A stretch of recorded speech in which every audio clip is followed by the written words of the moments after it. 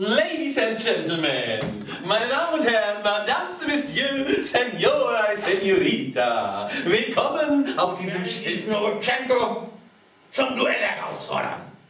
Ja, das werde ich machen. Wir werden so lange unsere Bravourstücke spielen, bis einer siegt. Was habt ihr zu eurer Verteidigung zu sagen? Novecento? So, die Fahrtechnik muss perfektioniert werden? Ganz meiner Meinung. Als ich ihn das letzte Mal sah, saß er auf einer Riesenladung Dynamit. Im Ernst? Er saß auf einer Riesenladung Dynamit. Eine lange Geschichte. Und er sagte zu mir, solange du eine gute Geschichte hast und jemand, dem du sie erzählen kannst, bist du noch nicht am Ende.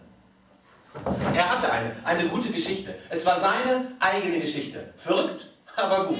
An der Klarinette Sam Sleepy Washington. An der Trompete Tim Tooney. An der Gitarre Samuel Hopkins.